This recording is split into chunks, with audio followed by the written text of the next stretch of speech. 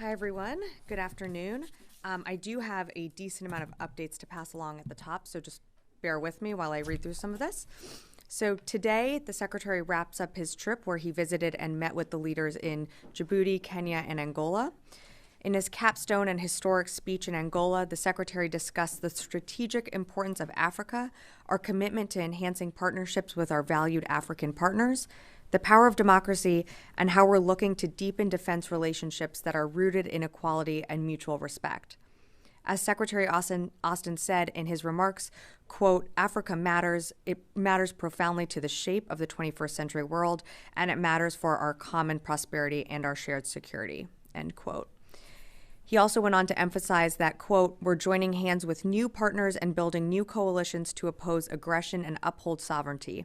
And we're empowering our partners to pursue locally, nationally, and regionally led solutions to the dangers that they face, end quote. I would encourage everyone to take a look at his full speech, which is available at defense.gov. During his trip, the Secretary also visited with U.S. military personnel deployed to Djibouti and Kenya to voice his gratitude for their service and dedication to promoting peace, stability, and security in the region. Also today, on the plane ride home from Angola, Secretary Austin spoke by phone with Crown Prince and Prime Minister, His Royal Highness Salman bin Hamad Al Khalifa, to convey his condolences for the September 25th attack reportedly carried out by Houthi elements on the Saudi-Yemen border, which killed Bahraini service members and injured others. Secretary Austin strongly condemned the attack, underscoring that these unacceptable attacks threatened the long period of calm since the war in Yemen began. I believe yesterday, Secretary Austin also spoke with his Japanese counterpart, newly appointed Minister of Defense Minoru Kihawara, earlier this morning. The Secretary congratulated him on his new position, and they committed to further cooperation on the U.S.-Japan alliance priorities, including deeper and expanded multilateral cooperation in promoting a free and open Indo-Pacific region. And again, you'll be able to find that full readout on defense.gov.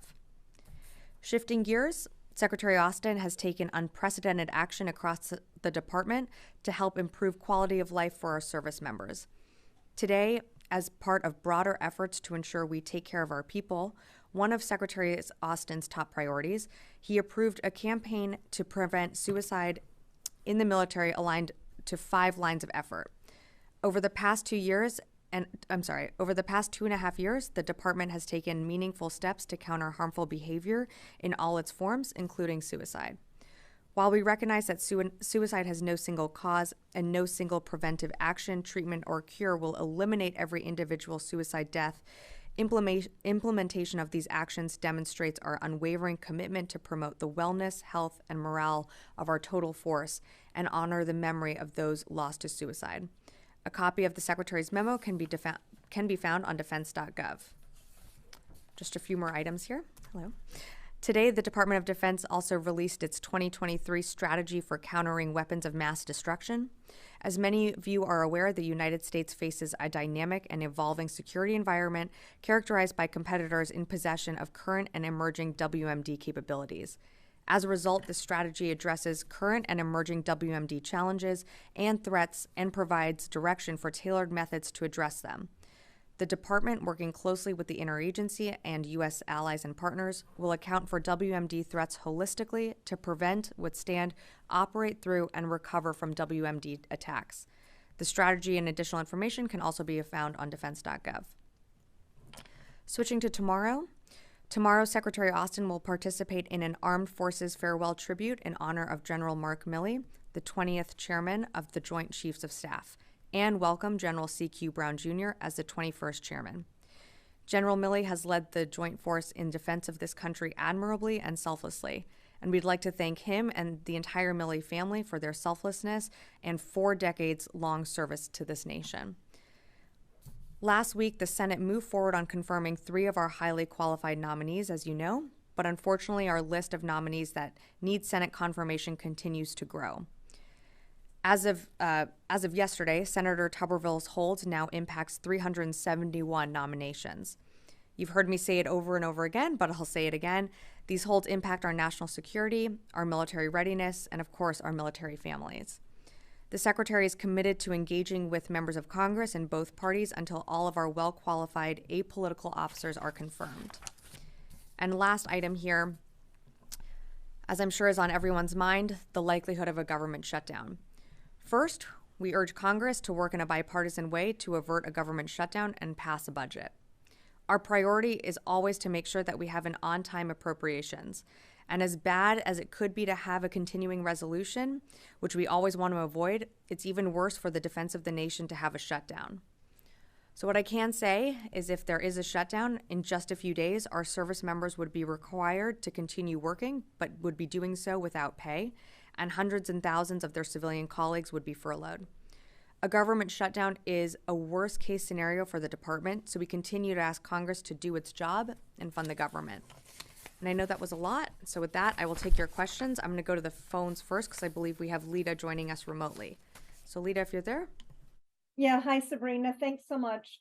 I realize you may not be able to provide too much on this, but on Travis King, can you give us an update on sort of what next for Travis King since he arrived overnight in Texas going forward? And then what concerns does the department have about anything King may have said to anyone in North Korea? And finally, do you have any more insight into why he left or why the North Koreans let him go? I realize that's a lot, but thanks. Thank you, Lita. Just, I guess, taking the last question first. So in terms of why he left and motivations for why he crossed over into the DPRK, again, as you know, that's still under investigation. That's something that the Army is leading with UN Command as well. So I will, let that investigation continue. In terms of details of what he is going through now. So as you mentioned, Private King arrived late last night, early in the morning to San Antonio, where he will be going through a reintegration program. How long he is there in this reintegration program is really dependent on each person that goes through. But what I can tell you is he'll be going through medical screenings, medical evaluations, and then he'll be meeting with professionals to assess his emotional and mental health well-being, and he'll be meeting with counselors. So this is something that I can't really put a timetable on, but he will be there going through the reintegration program for the immediate future. And I'm so sorry, I forgot your second question. If you could repeat that. Yeah, sure. The question was, what concerns does the U.S. and the Pentagon have about what information he may have shared with North Korea? Thanks, Lita, for reminding me. Well, during this process, he will be getting debriefed by U.S. military officials. So I don't really have more to share on that as it's still pretty early. Right now, what we are focused on is his well-being. This was obviously Private King was in the DPRK for just over 2 months. So it's something that we're incredibly focused on making sure that his health, that he is being able to be reunited with his family and also be able to go through their reintegration program. And with that, I'd be happy to come in the room. Yeah, Will. Following up on that, Sure. What, if any, disciplinary action is Private King facing at this point? I know he was scheduled to face some actions when he was supposed to come back to the States earlier. Is that still on the table? And when will that determination be made if it hasn't been already? Yeah, so I don't have any more for you at this moment on any disciplinary actions that would be taken. Right now, what we are focused on is making sure that he is healthy. I was told he was in good spirits when he was getting on the flight to return home. This is, of course, going through the reintegration program is something that's going to take time. And so we're really focused on his health, reuniting him with his family. And when we have more details to provide, we'd be happy to do that. Did you have something else? I'm sorry. Okay. Yeah, Chris. Thanks, Sabrina. Sure. A question on the shutdown and its impact on the training of Ukrainian pilots. Will the training of Ukrainian pilots on F-16s in the U.S. occur if the government is shut down by the time they're ready to come over? or will that training be delayed or otherwise negatively impacted in any way if the government is still shut down? And then I have a follow-up. Okay. In terms of shutdown impacts on training programs for Ukrainian pilots, first, as you heard me say in my topper, a government shutdown is the worst case scenario that the department can face. So you are going to have military uniformed personnel coming in, performing their duties, but as a result, you're going to have a majority of civilian personnel furloughed. So civilian personnel that are involved in the training of Ukrainian pilots, such as English language training is what we're talking about right now, absolutely there could be impacts to training. We're still reviewing some of these details. Again, we're hoping that the Congress can work and find a bipartisan, bicameral way to avoid a government shutdown. But there's still more details that we're working through on the impacts that programs will have. What I will say is that you're going to have potentially trainers who, if 3 of them, let's say, are civilians and they're furloughed, and you have only one person that's a military personnel, and I'm just giving an example, you're going to have that person doing the jobs of his or her other colleagues. So it's definitely going to have an impact to training on whatever that might be, whether it's, actual personnel in the room, or, if this continues to go longer, I'm not sure how much training could be delayed for other aspects of pilot training. But at this point right now, I just don't have more specific details to offer. Right, and just to follow up. Sure. Sort of hit on the point there. That unit is also a guard unit. Yeah. So would that be functioning normally, or would that be shut down? Well, exactly. We're going through all the details right now. Again, I don't have more to share at this exact moment. I can reiterate, and I will continue to do so, that a shutdown is literally the worst case scenario for this department. We really don't want to have to go through making painful decisions like this.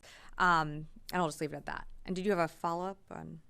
That was your follow-up. Okay, Liz, and then I'll come to Janie. My first question, so Representative Marjorie Taylor Greene had an amendment passed yesterday that Secretary Austin would only get paid a $1 salary. Your reaction to that? Well, look, that's pending legislation. I don't really have a comment on that. In particular, what I can say is that the Secretary is deeply focused on the mission here for the department. He's focused on defending our nation, protecting the interests of our allies and partners. And of course, with a government shutdown, taking care of our people is one of his top priorities. And that's something that I know the Secretary, coming off of his trip back here home in the United States, is really focused on the impacts of what the government shutdown means for our military service members. So I'll leave it at that. My second question, a group of senators just released a bill to make sure that service members get paid in case of a possible shutdown. Is that something the Defense Department supports? And what happens if service members aren't paid? Well, to take the first question, the last question first, if service members aren't paid in terms of what, during the shutdown? Yeah, during the shutdown, if they aren't paid on time. So, if they aren't paid on time, what's going to happen is life continues to go on. So these service members have rent to pay, mortgages, childcare. You think of the daily expenses that you make, grocery bills, and those bills are still going to incur for our service members, for our civilian colleagues, and they're not going to be receiving a paycheck during this time. So those bills are going to mount up. It's an incredibly stressful time for folks when there's any type of government shutdown. And so that's, that's just that's the reality, unfortunately. In terms of the I think you said it was a letter or legislation that's been introduced. Again, not legislation that has been passed, so would be, don't want to get too far ahead of the ball here, but we shouldn't really be in this position. The fiscal year timeline deadline comes around every single year. This is not a surprise to anyone in Congress that we should be passing an on-time appropriations bill. Of course, we would want our service members to be paid. So, of course, if that bill does pass, that's great for our service members. But we really shouldn't be in this position where we're talking about parsing out who gets paid and when the reality is we have employees across the federal government that deserve an on-time appropriations bill, an on-time budget, and deserve Congress to work in their behalf to honor those deadlines. Janie, and then I'll go to the phones and come back. Sabrina, regarding the unconditional release of Private King, do you believe that North Korea interrogated Private King and then expelled him because his evaluation has been devalued? And what kind of punishment awaits Private King? Yeah, I wouldn't be able to speculate anymore on his treatment in the DPRK. Again, he's going through the reintegration program. He will be interviewed with or meeting with U.S. military officials. I just don't have any more to add. In terms of any type of punishment, I think that got to what Will was asking earlier. Right now, we're focused on his health. We're focused on, ensuring that he's doing okay. I can't imagine what it was like to spend 2 months in North Korea without, access or without being able to be around your friends, your loved ones. And so we're making sure we're focused on his health and making sure that he is doing okay in San Antonio.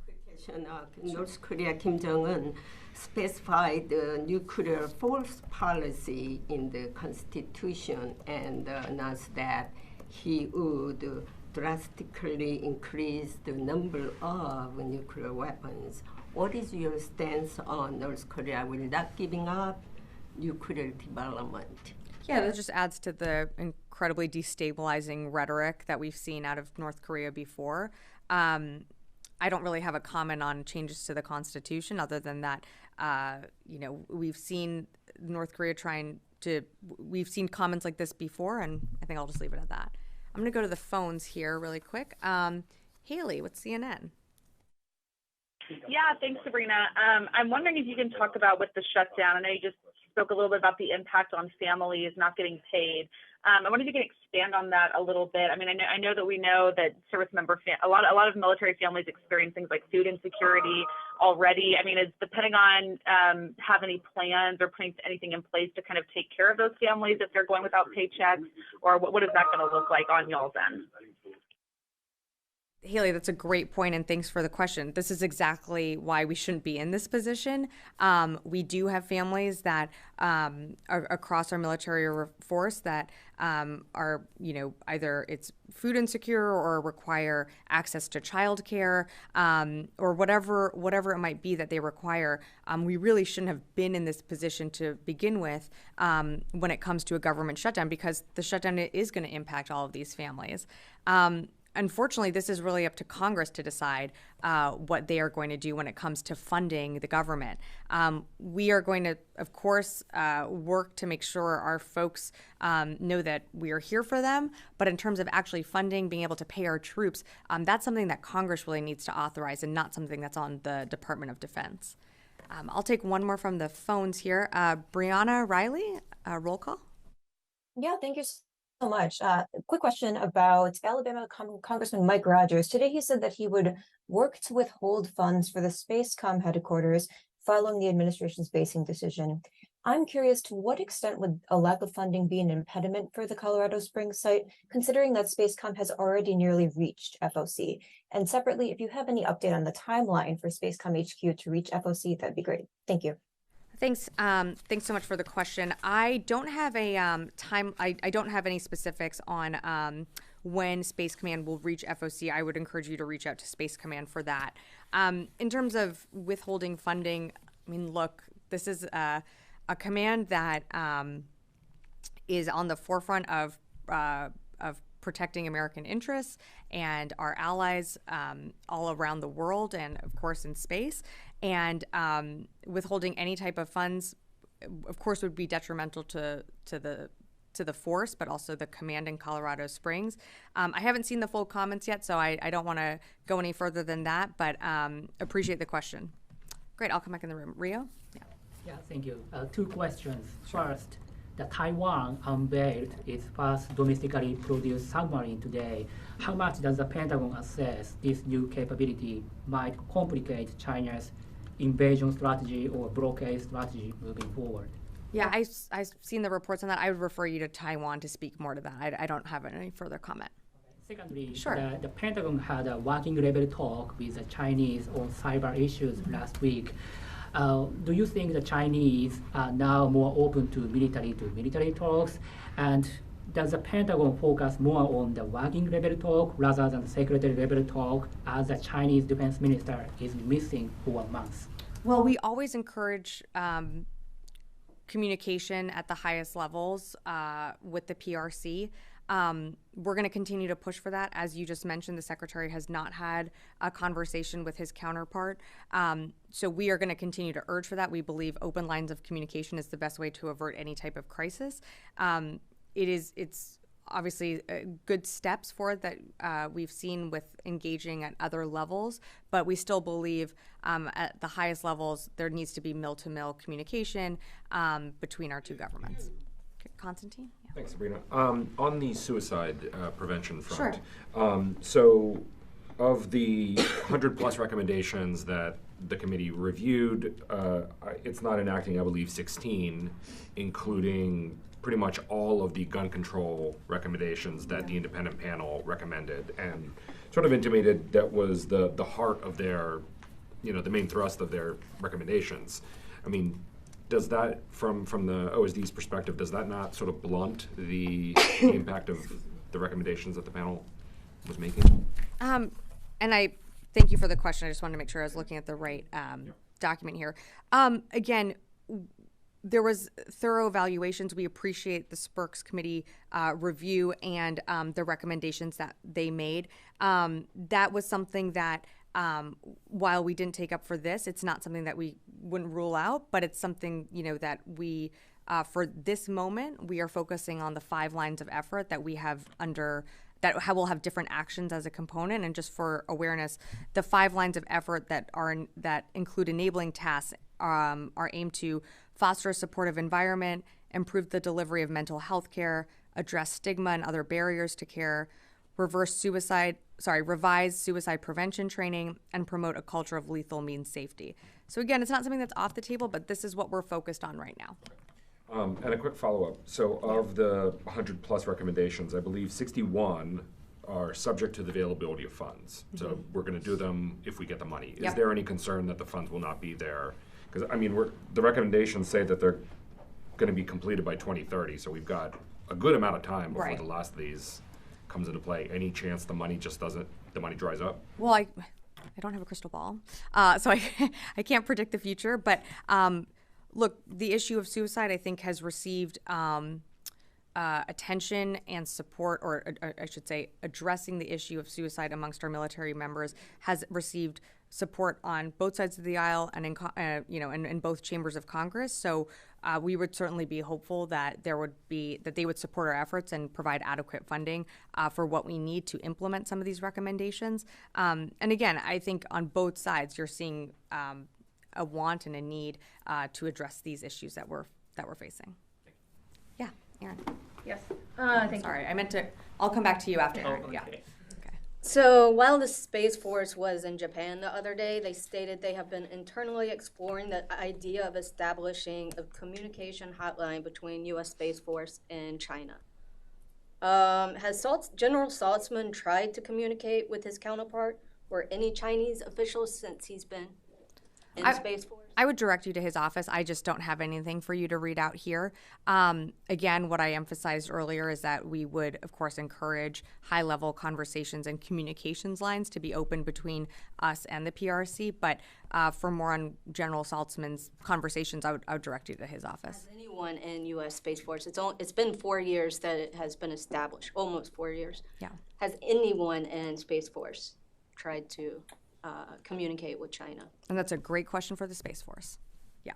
Yeah, Voice America here. I have a follow-up on the Ukrainian pilot training. So has it begun already? How many pilots do you anticipate to have?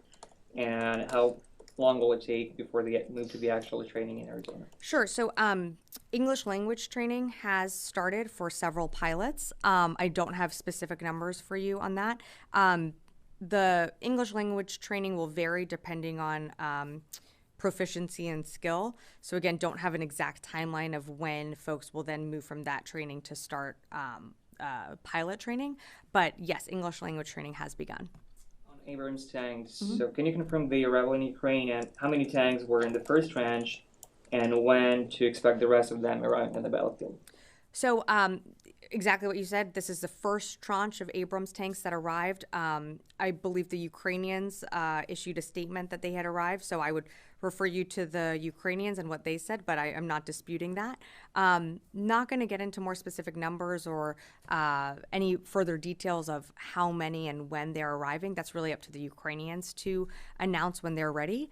And yeah, I'll just leave it at that. Okay. Of the Russian fleet commander, so there were like reports that he might have been killed in a recent attack. Ukraine said he was dead. Russia denied it. So do you have any confirmation of these reports? What's your assessment? I don't have any confirmation. Unfortunately, I just don't. I can't really confirm I cannot confirm the reports at this time. I've seen the reports, but can't confirm anything. Yeah, in the back, and then I'll come back over here. Thanks, ma'am. Kimberly Underwood from Signal Magazine. Wanted to ask about the suicide prevention campaign that you announced today in the 5 steps, pertaining to one of the steps, the revised suicide prevention training. Does the secretary have a specific milestone plan or timeline that he'd like to see from the Defense Suicide Prevention Office as far as that revised curriculum? I would direct you to what's online right now. It's pretty extensive. I'm not going to put like timelines on anything. I think what we want to see here at the department is progress being made to reduce and ultimately end suicides. But again, I would direct you to defense.gov for more information. I mean, obviously that office is going to roll out the curriculum, but kind of will that be brought into schoolhouses across the department, or how does that kind of curriculum get rolled out, I guess? I'm not going to get ahead of how it's going to get rolled out. I will let the experts do that. When I have more information, I'd be happy to get back with you. But at this time, we're excited about the recommendations and the rollout today. But I think those are great questions that we might be able to answer at a future date. Yeah. Hi, Sabrina. You mentioned at the top the call between Secretary Austin and his Bahraini counterpart following this drone attack on the Saudi-Yemen border area. Apart from a phone call, has the U.S. military taken any action to respond to this attack, even in a deterrent manner or sort of defensive manner, on behalf of Bahrain and Saudi Arabia? No, we have not taken action. Again, we have urged for calm, and of course, we are dedicated to promoting peace and stability in the region. That's something that we're continuing to push for. But again, that's something that the Secretary was really calling to convey our deepest condolences. And I'll leave it at that. Yeah. Hi, thanks, Sabrina. So France a few days ago announced they were pulling out 1,500 troops in Niger by the end of the year. Mm-hmm. Is that impacting any U.S. considerations of also pulling out troops given the security environment in the country? Yeah, right now we're focused on moving our personnel and our assets, which continues to be ongoing from Airbase 101 to Airbase 201. So that's our real focus right now. Again, given the constraints of moving that, and we know the French military of course left, we're really focused on our own force protection at this moment, but I don't have anything more to add. I'll take one more question and then and I'll come to you and then we'll wrap it up. Talk to you later. Thank you, Sabrina. Regarding to the call between Secretary Austin and the Crown Prince, Bahraini Crown Prince, regarding to Yemen, what's happened on September 25th. So how much you have concerns about this kind of actions could impact the longest period of camp since the war in the Yemen? Well, that's certainly what we're concerned about. Again, this was, a very long period of calm since the war in Yemen began. That's why we are urging that calm and urge stability in the region. Really, again, the Secretary's call was to express condolences. We hope that we don't see an uptick in violence in any way, which is why he made that call today. All right, I'll take one last question, then we'll wrap it up. Yeah. Thanks, Sabrina. So this is in regards to a 60 Minutes report from last week, and it showed that the U.S. funding in Ukraine has gone to things like buying seeds and fertilizer for farmers, paying the salaries and pensions of over 50,000 of their government employees, and even subsidizing small businesses. So I think many Americans can understand providing humanitarian aid, but a small business loan seems to take a step further than that. So I'm just wanted to ask you, why are we paying for such things? So that's actually a question for other agencies and departments here. We here at the department focus on military assistance to Ukraine. There are other departments across the agency that focus on whether it's USAID, State Department, Energy, that do provide assistance in different ways to Ukraine. I think you can understand that in a war, your economy gets decimated, businesses get blown up, apartment buildings crumble. So, of course, there's other ways to provide aid to Ukraine that's not just through military assistance. But on those specific questions, I would direct you to the agencies that fall under their purview. So no DoD funding goes to humanitarian aid. It's all military. DoD funding are secure. I mean, you've been in this room. You've seen me announce presidential drawdown authorities. You've seen me announce USAI packages. We outline them as thoroughly as we can of what is in those packages that include weapons, systems, different capabilities, armor, winter coats, gloves. I don't know if you consider a winter coat humanitarian assistance, but these are all things that are needed on the battlefield, and that's what the department is focused on providing. Okay, great. I'm going to wrap it up there. Thanks, everyone.